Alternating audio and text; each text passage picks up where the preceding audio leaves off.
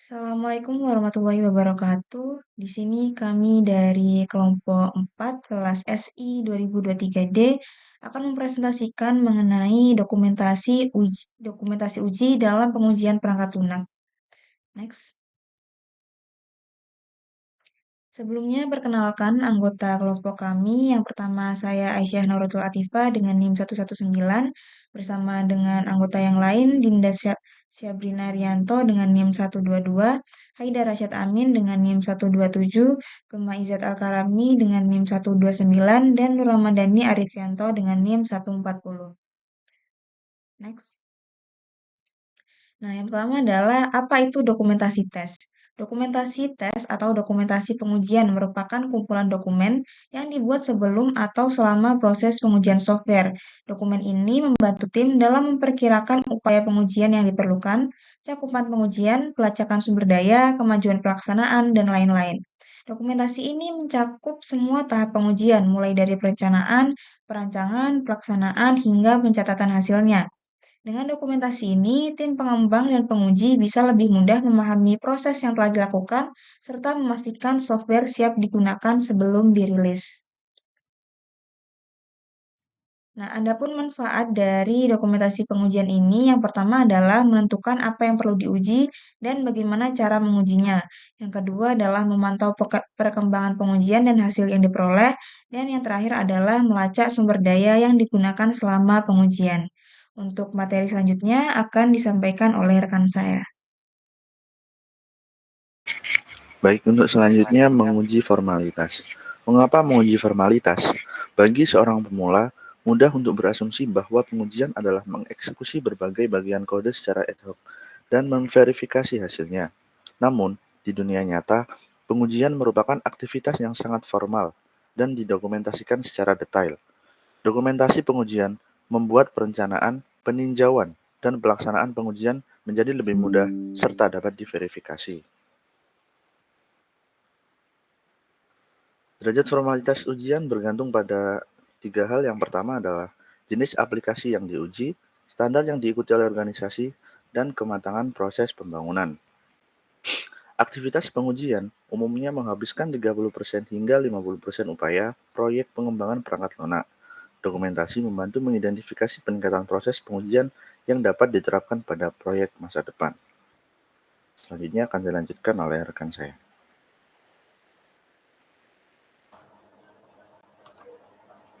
Contoh dokumentasi uji. Di sini dokumentasi uji dibagi menjadi 8 bagian. Yang pertama yaitu kebijakan pengujian atau test policy.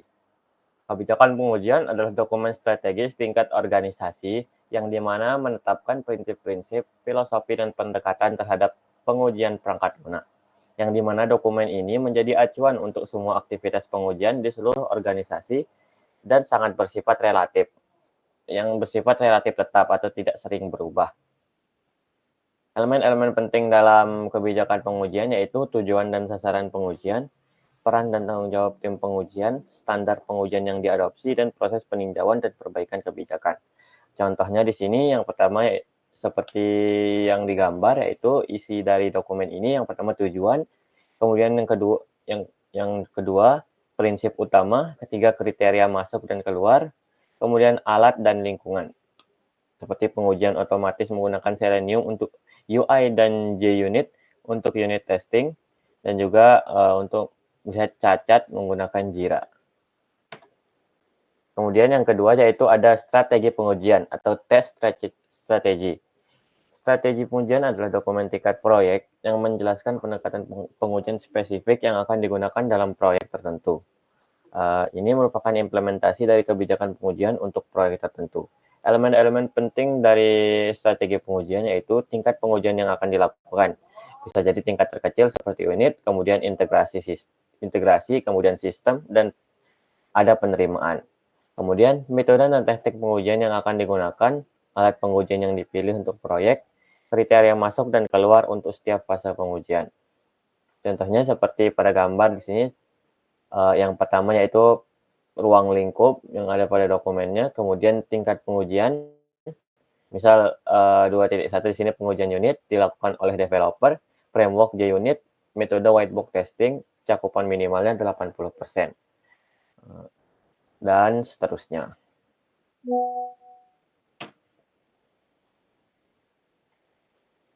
Yang ketiga yaitu ada rencana pengujian atau test plan. Rencana pengujian adalah dokumen operasional yang sangat mendetail untuk mengatur dan mengontrol aktivitas pengujian spesifik. Ini mencakup apa, kapan, bagaimana, dan siapa dari pengujian untuk proyek tertentu. Elemen penting dari dokumentasi uji yang ini yaitu item yang akan diuji, fitur yang akan dan tidak akan diuji, kemudian jadwal pengujian, alokasi sumber daya seperti sumber daya manusia, sumber daya lingkungan, dan juga peralatan-peralatan yang ada, kemudian risiko dan rencana mitigasi, kriteria lulus, dan kriteria gagal. Seperti contohnya yang ada di sini yaitu pertama, pendahuluan di sini yang berisi tujuan dan referensi, kemudian memastikan modul penilaian berfungsi sesuai spesifikasi, kemudian yang kedua yaitu ruang lingkup pengujiannya. Yang diuji yaitu input nilai oleh dosen, misal di sini untuk modul penilaian sistem akademik. Itu perhitungan nilai akhir, generate laporan nilai. Yang tidak diuji misalnya integrasi dengan modul sistem yang lain. Kemudian jadwal di sini persiapan pengujian, ada eksekusi, evaluasi, dan pelaporan. Kemudian di sini sumber daya ada di timnya ada 3 tester, kemudian lingkungannya server staging dengan konfigurasi yang setara dengan produksi. Yang bab kelima di sini ada resiko dan mitigasi, kemudian 6 kriteria lulus dan gagal. Kemudian di sini ada persyaratan matriks ketertelusuran, yaitu Requirement Traceability Matrix. RTM adalah dokumen yang memetakan dan melacak hubungan antara persyaratan dengan elemen pengujian, seperti kasus uji. Ini memastikan bahwa semua persyaratan telah diuji dan tidak ada pengujian dilakukan tanpa adanya persyaratan. Elemen penting di sini namanya itu ID persyaratan, kemudian deskripsi persyaratan, ID kasus uji, kemudian status pengujian dan hasil pengujiannya. Seperti yang kita lihat di sini, dalam dokumennya ada tabel di sini yang berisi ID persyaratan, deskripsi persyaratan, kemudian ID kasus uji, status uji, dan hasil. Yang contohnya di sini ada ID persyaratannya request 001, di mana deskripsi persyaratannya dosen dapat menginput nilai mahasiswa untuk setiap komponen penilaian. ID kasus yaitu CC001, CC002. Status ujinya di sini bersifat selesai dan hasilnya lulus. Kemudian di sini ada skenario uji atau tes senario. Skenario uji adalah deskripsi tingkat tinggi dari fitur atau fungsi yang perlu diuji. Ini menjelaskan apa yang akan diuji dan bagaimana melakukan pengujian. Satu skenario dapat memiliki beberapa kasus uji. Elemen penting di sini ada ID skenario, judul skenario, deskripsi skenario, kasus uji terkait, dan persyaratan yang dicakup. Sini misalnya skenario pengujian modul penilaian. ID skenarionya misalnya di sini TS001, kemudian judulnya verifikasi fungsionalitas input nilai oleh dosen. Deskripsinya di sini menguji semua fungsionalitas yang berkaitan dengan penginputan nilai oleh dosen. Kemudian persyaratan terkaitnya dengan diberi ID request 001, terus kasus uji terkait TC001 dan TC002.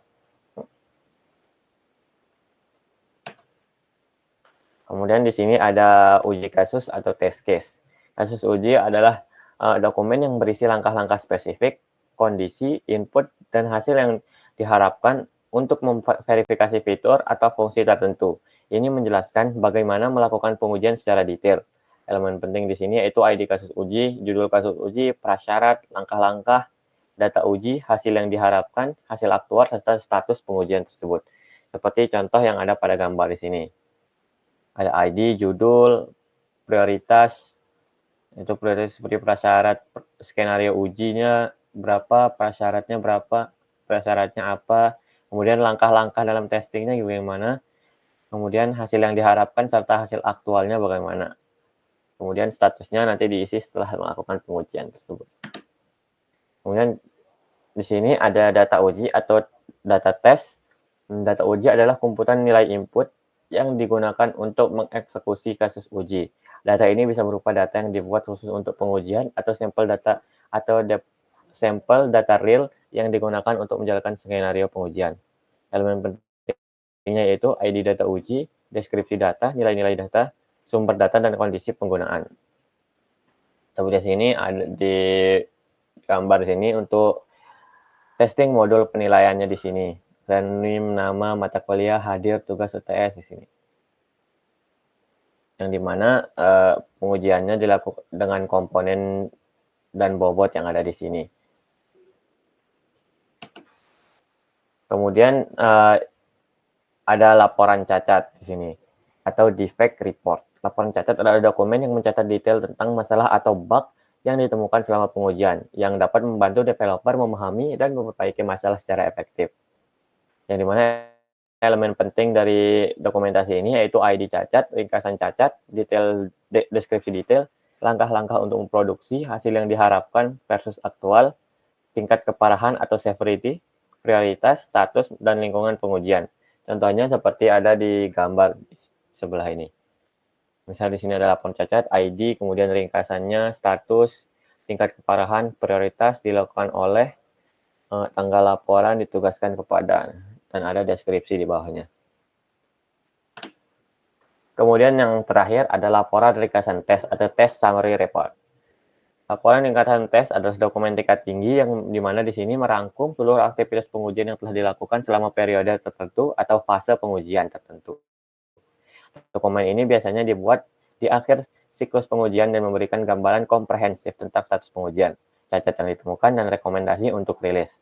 Elemen-elemen penting di sini yaitu ringkasan eksekutif, cakupan pengujian, statistik pengujian, seperti jumlah kasus uji yang lulus dan gagal, dan lain-lain. Kemudian status cacat, jumlah cacat berdasarkan tingkat keparahan, analisis resiko, rekomendasi rilis, dan pelajaran yang dapat dipetik dari testing di sini. Contohnya seperti di sebelah ini, yaitu ada di sini nomor dokumen, versi, tanggal laporan, disusun oleh, disetujui oleh, kemudian ringkasan eksekutif, cakupan pengujian di sini apa saja yang diuji, kemudian yang tidak diuji. Selanjutnya ada statistik pengujian di sini, eksekusi kasus uji, yaitu yang lulus 8, yang gagal 2, misalnya seperti itu. Kemudian hasil pengujian berdasarkan tingkat pengujian, pengujian unit, integrasi, sistem, gitu. Kemudian statistik cacat di sini, kritis, mayor, minor, dan ada total, krisis totalnya di sini. Kemudian distribusi cacat berdasarkan komponen, dan lain-lain. Yang kelima di sini ada analisis resiko, resiko masalah tampilan nilai pada browser, itu di sini. Kemudian resiko ekspor laporan nilai dalam format PDF tidak berfungsi. Kemudian yang keenam ada rekomendasi rilis berdasarkan hasil pengujian CPO merekomendasikan bla bla bla dan seterusnya. Kemudian yang terakhir ada pelajaran yang dapat dipetik dari summary dari tes yang dilakukan. Mungkin materi selanjutnya akan dilanjutkan oleh teman saya. Baik, untuk selanjutnya yaitu praktik terbaik untuk mencapai dokumentasi tes atau dokumentasi uji. Yang pertama, libatkan tim QA sejak awal proyek. Tim QA perlu terlibat sejak tahap awal agar dokumentasi uji bisa dibuat secara bersamaan dengan pengembangan sistem. Kedua, perbarui dokumen secara berkala. Dokumen uji harus selalu diperbarui sesuai dengan perubahan yang terjadi dalam proyek. Ketiga, gunakan kontrol versi. Dengan kontrol versi, setiap perubahan pada dokumen dapat dilacak dan dikelola dengan lebih baik. Keempat, dokumentasi kebutuhan penting dan informasi bagi pemangku kepentingan. Pastikan dokumentasi mencakup informasi yang dibutuhkan untuk memahami pengujian dan menyampaikan hasilnya kepada pemangku kepentingan. Kelima, gunakan template standar. Menggunakan format seperti Excel atau Doc membantu menjaga konsistensi dan kemudahan pemahaman. Keenam, simpan dokumen di satu lokasi yang dapat diakses tim. Semua dokumen harus tersimpan di tempat yang mudah diakses oleh seluruh tim untuk referensi dan pembaruan. Terakhir, pastikan detail yang cukup dalam dokumen uji. Hindari kesalahan dengan memastikan setiap informasi dalam dokumen uji memiliki tingkat detail yang memadai. Selanjutnya akan dijelaskan oleh rekan saya.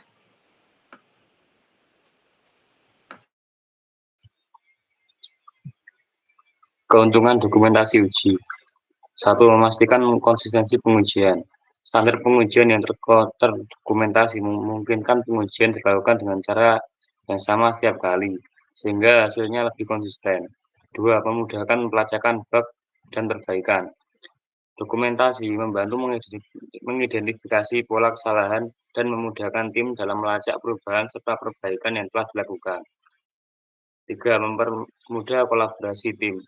Anggota tim dapat memahami skenario uji yang telah dilakukan tanpa perlu mengulang pengujian atau mencari informasi dari awal. 4. Membantu dalam audit dan kepatuhan. Dalam industri yang memiliki regulasi ketat, misalnya kesehatan atau keuangan, dokumentasi uji menjadi bukti bahwa sistem telah diuji sesuai standar yang berlaku. Yang kelima, mempermudah pengujian ulang atau regression testing. Dengan dokumentasi yang baik, pengujian ulang terhadap fitur yang sudah ada menjadi lebih mudah dan efisien. Next.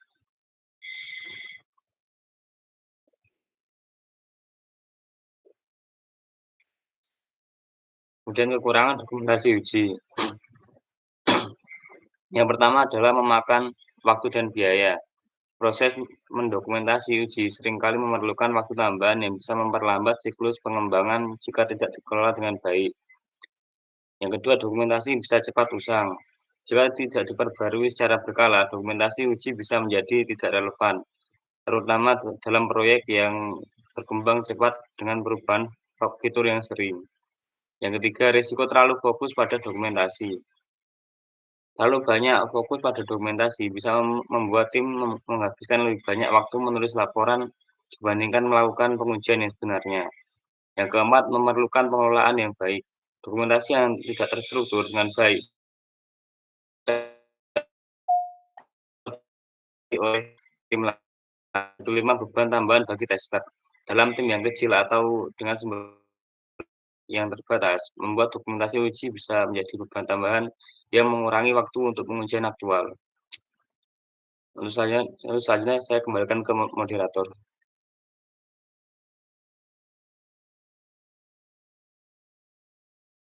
Baik, demikian presentasi yang telah dilaksanakan oleh kelompok kami. Kurang lebihnya mohon maaf. Wassalamualaikum warahmatullahi wabarakatuh.